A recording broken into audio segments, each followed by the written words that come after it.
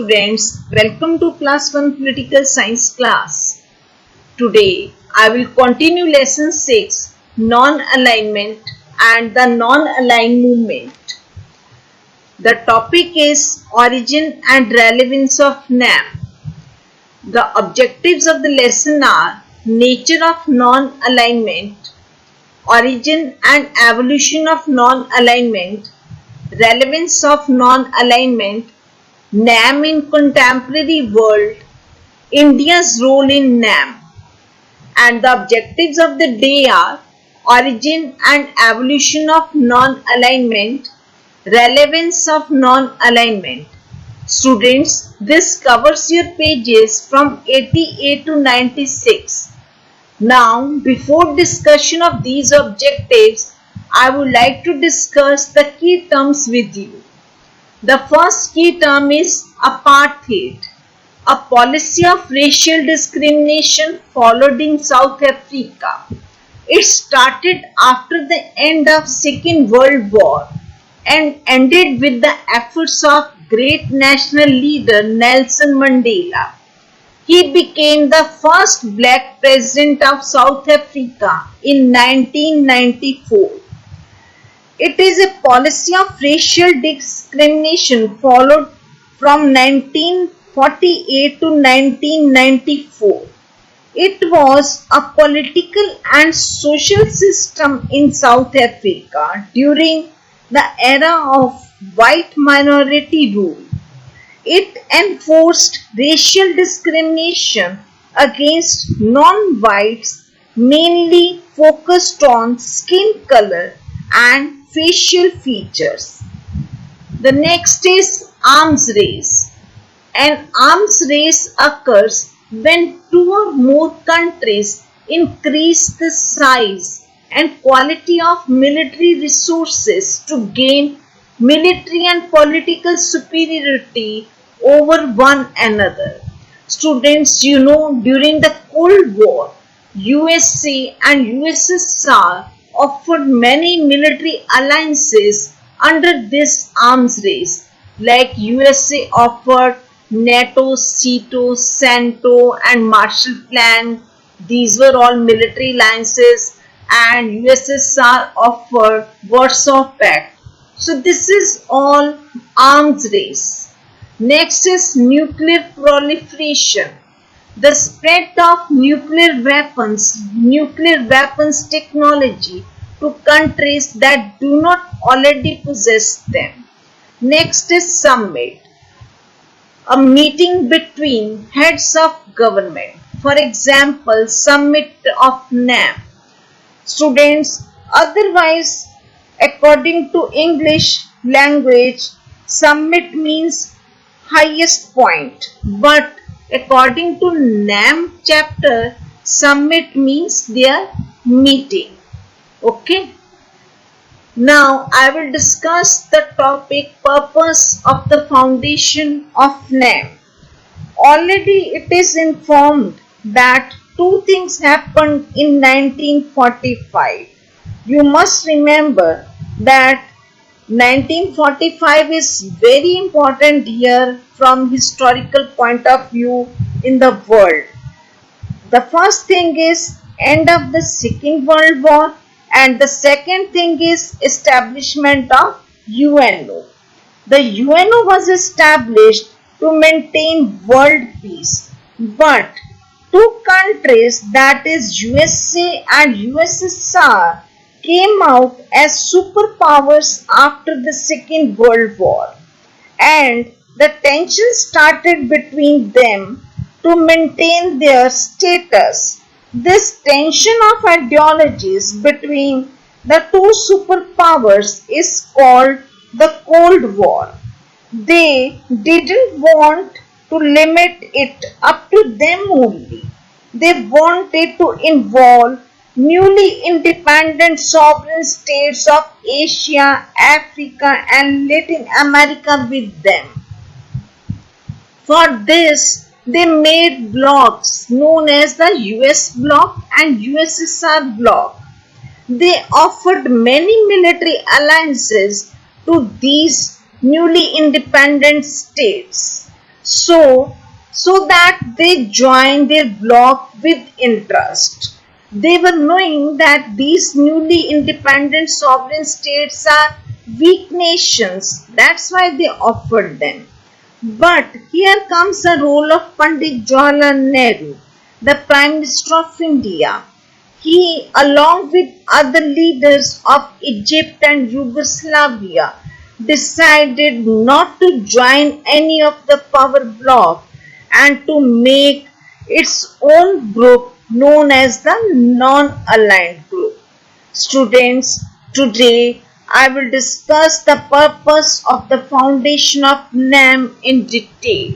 The purpose of the organization was enumerated to ensure the national independence, sovereignty, territorial integrity, and security of non-aligned countries in this struggle against imperialism, colonialism, racism, and all forms of foreign subjugation. The origin and evolution of non-aligned movement has been a key development that has changed the nature and character of post-war international relations in several important ways. It originated as a response against the Cold War and was designed to serve both the interest of the newly liberated sovereign states as well as the objective of securing peace and security. Now I will talk about the stages in the origin of NAM. Students, there were total 3 stages in the origin of NAM. It started from 1945. Already I told you, there were 1945 was very important year from the historical point of view. So the stages started from 1945 and it ended in 1961 with the foundation of NAM. So total 3 stages were there. The first stage in the emergence of non-aligned movement came in the form of adoption of non-alignment as a fundamental principle of their foreign policies by several states, particularly by India, Burma, Indonesia, Egypt, Yugoslavia, and Ghana. These countries became the torchbearers of non-alignment in the world politics. The second stage in the organization of non-aligned movement came when some of the leaders of the major non-aligned countries decided to establish and develop contacts, cooperation, and coordination among the new states. The lead that India took in holding Asian Relations Conference in 1947 in New Delhi went a long way in preparing the groundwork for the birth of the movement. Students, the Asian Relations Conference took place in New Delhi in March 1947. That time India was not a free nation, but it was hosted by Pandit Nehru, who was then headed a provisional government and that was preparing for India's independence. Students, in this picture you can see, here is Pandit Nehru, in the center there is Mahatma Gandhi, and on the right side there is one leader, Khan Abdul Ghaffar Khan. He is also known as Frontier Gandhi. You know why? During Quit India movement, he played very important role in the northwest frontier province. As he played important role in the northwest frontier province, so he is known as a Frontier Gandhi. Now I will continue with the topic.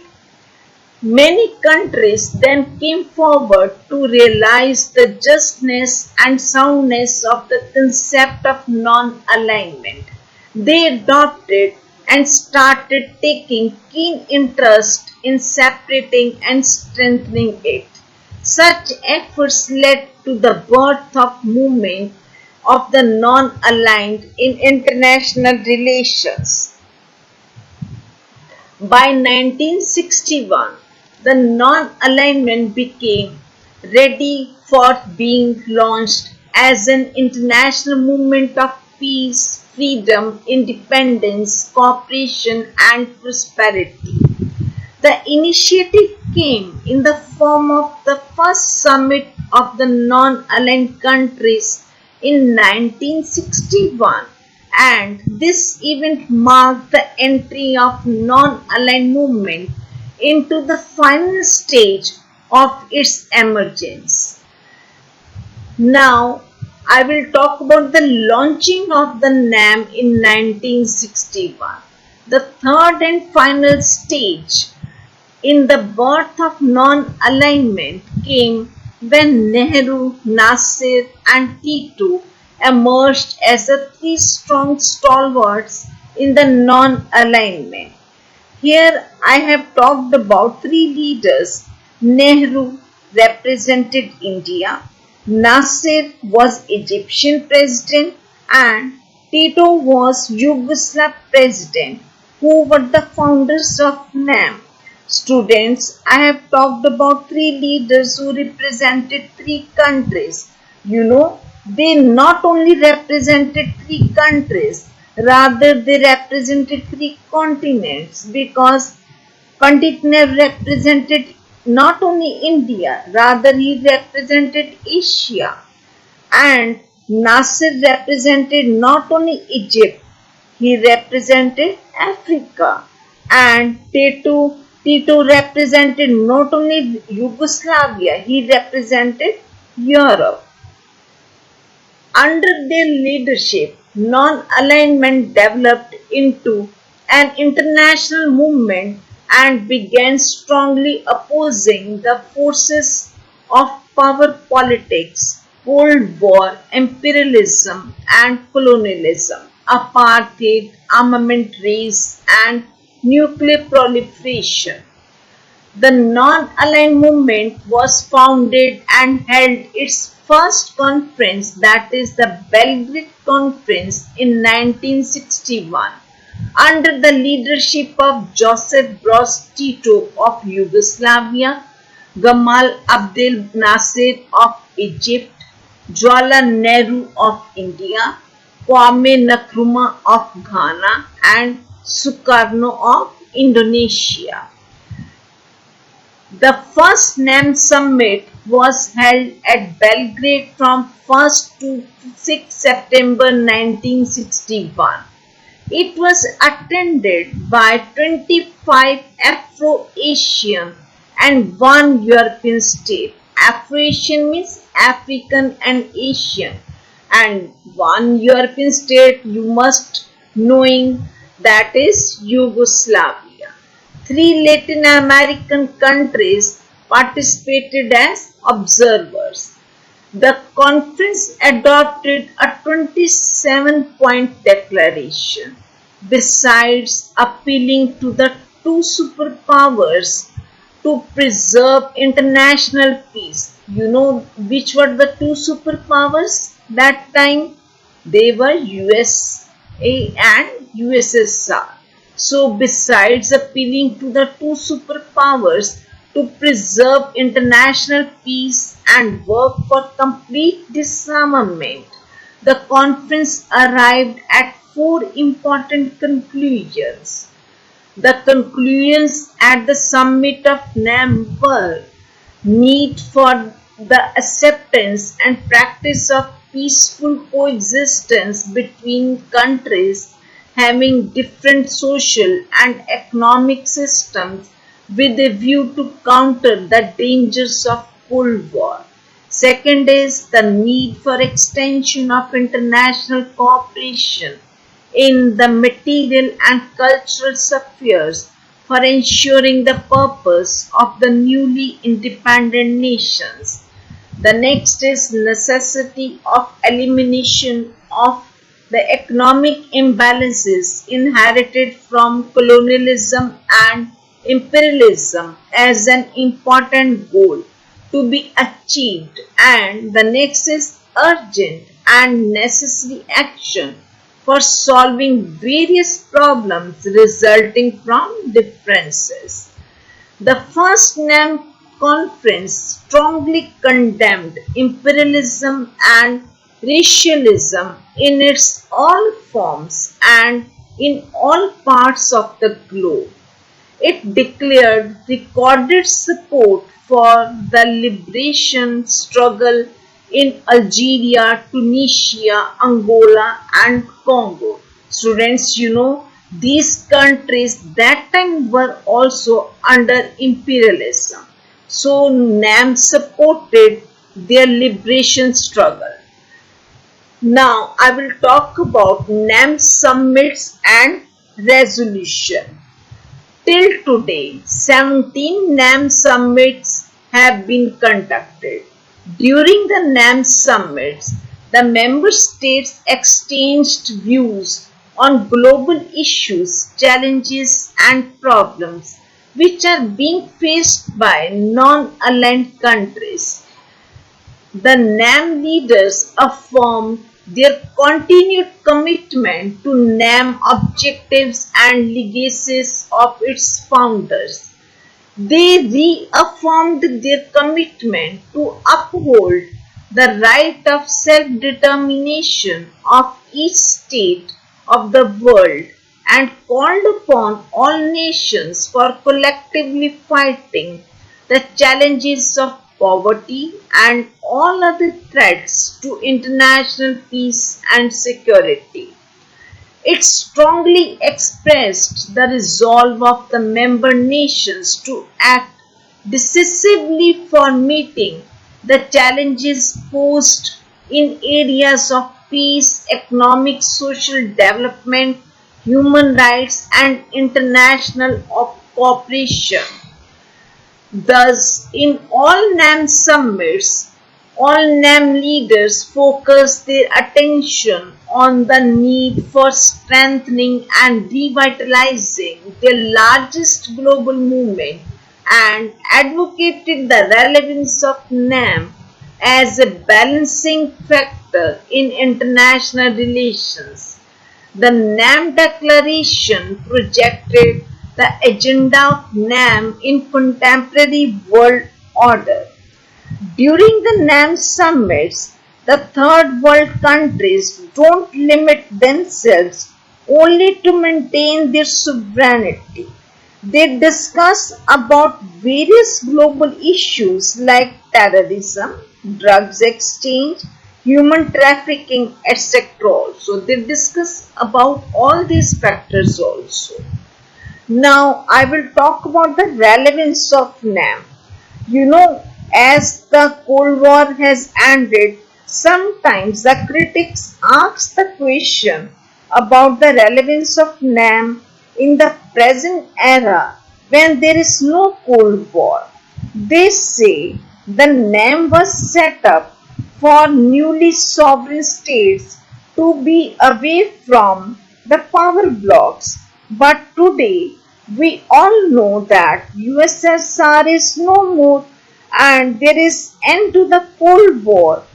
But here I would like to tell you that under such circumstances, the responsibilities of NAM increases more, as we all know that we are living in unipolar world with US unipolarism, and moreover, as the time passed, the summits of NAM also proved that NAM is not limited only to maintain the independence and sovereignty of newly independent sovereign states. Rather, its goals are expanding with time. It's working on many international issues also. Moreover, when USSR is no more, then the responsibilities of NAM increases to check the unipolarity of USA. So finally I can say that NAM is required with the change of time. So, in the contemporary era of international relations, particularly after the end of the Cold War and disintegration of the socialist bloc, the issue of continuing relevance of NAM came to be widely discussed. Some weaknesses that came to be characterized NAM in 1990s gave fuel to such debate.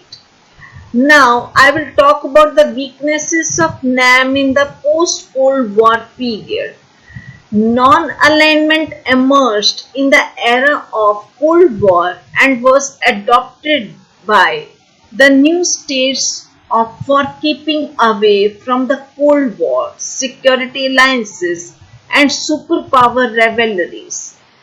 For this purpose, non-aligned countries launched NAM in 1961. By this, they also wanted to demonstrate and strengthen the unity and strength of the newly emerged sovereign independent states of the world. During 1961 to 1990, NAM worked as an active actor in international relations of the Cold War era. However, when the end of the Cold War took place, several critics of NAM began arguing that since the elimination of the division of the world into blocs was the principal vocation of NAM, and since that division was fast disappearing, NAM had become redundant.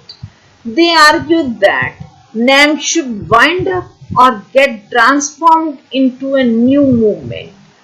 However, the members of the NAM did not accept this view and continued their faith in NAM and its continued relevance in contemporary international relations. They advanced several reasons in favor of continued relevance of NAM in post-Cold War international relations and the emerging New World Order. Now, I will tell you the points that make it clear about the relevance of NAM in international relations. NAM is needed for maintaining independence of action of every state in international relations.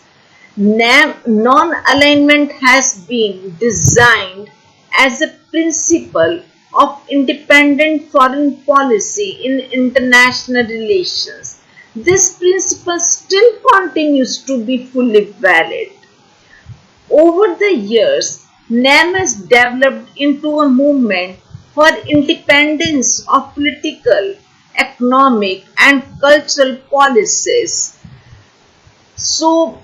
And in identities of all countries. As such, it continues to be a fully relevant movement. NAM is yet to continue its work for securing a new world economic order. NAM continues to be a global movement, a movement of almost all the third world countries, which constitutes 2/3 of the total membership of the world community. You know which are the third world countries which were once under the imperialism, and they constitute the 2/3 of the total membership of the world community.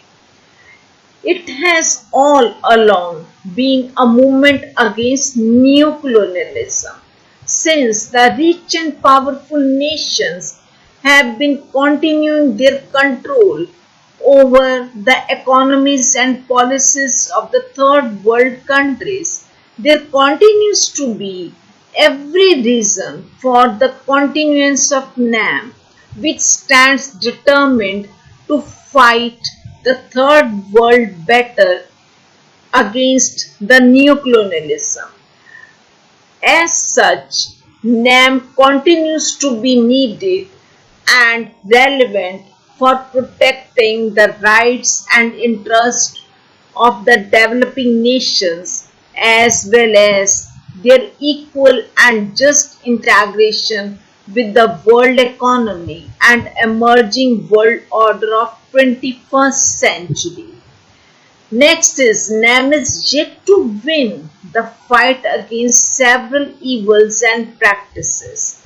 Further, NAM has been all along a movement against apartheid, armament race, nuclear weapons, and forces of totalitarianism, authoritarianism in world politics.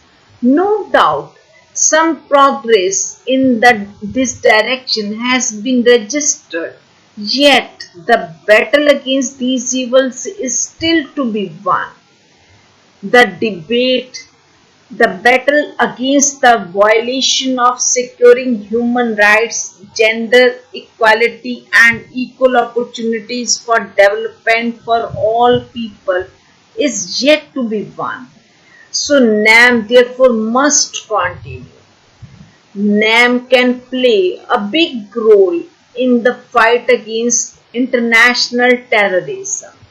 NAM has the potential to play a major role in the global fight against international terrorism. You know, the epicenter of terrorism exists in Afghanistan, Pakistan area of Asia, and it continues to pose a very big challenge to the peace, security, and development of Asia, particularly India and other South Asian countries. NAM has been opposing and continues to oppose the forces and supporters of terrorism in the world. Hence, it continues to be relevant and useful movement for promoting cooperation among all nations against the menace of terrorism. Students, it's very important that NAM must continue. We all know that terrorist attacks in India and US, these are famous by the name of 26/11 and 9/11. No doubt there is international organization like United Nations, but we can't ignore the role of NAM also. It has also been playing very important role against such international issues. NAM continues to be very popular with the developing countries of Asia, Africa, and Latin America. NAM still continues to be very popular with the third world countries. There has been a steady and continuous growth in the membership and popularity of NAM. You see the world map. Here so many countries are the NAM members. It shows the success of NAM. NAM has yet to achieve its long-term objectives. The objectives of NAM are long-term objectives such as establishing the new international economic order, the democratization of the international system and its functioning, and human security against poverty, illiteracy, and underdevelopment. Surely, no one can expect the achievement of these long-term objectives in the foreseeable future.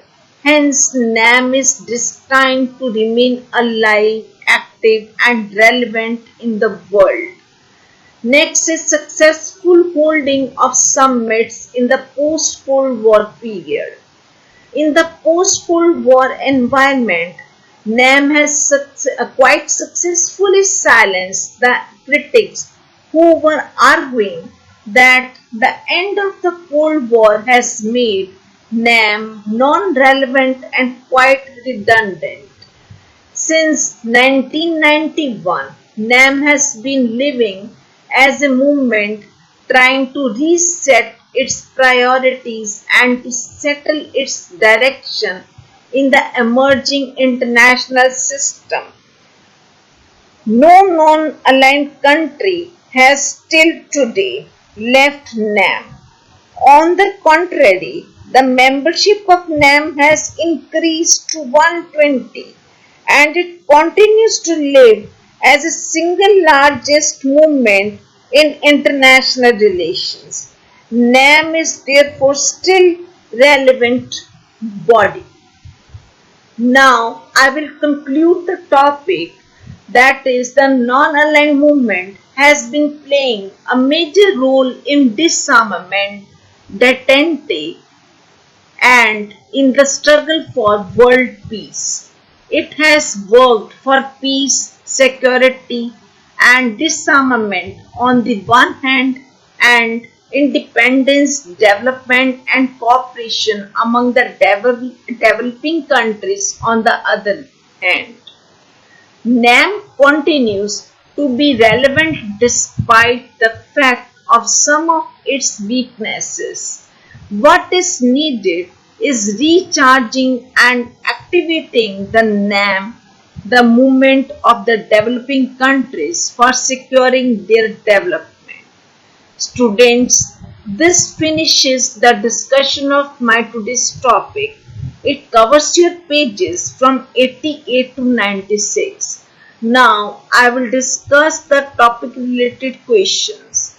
The short questions are: name the conference held in India that helped in the organization of NAM.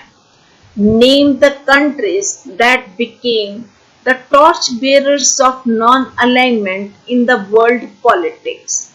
When and where was the first summit of NAM held? How do the NAM summits help in strengthening international relations? And the long questions are: India has played a leadership role in the origin and development of NAM in international relations. Elucidate. Describe the relevance of NAM in the post-Cold War period. Students, you will watch the video again and do the snap homework questions. Next time, I will continue the chapter. Till then, goodbye.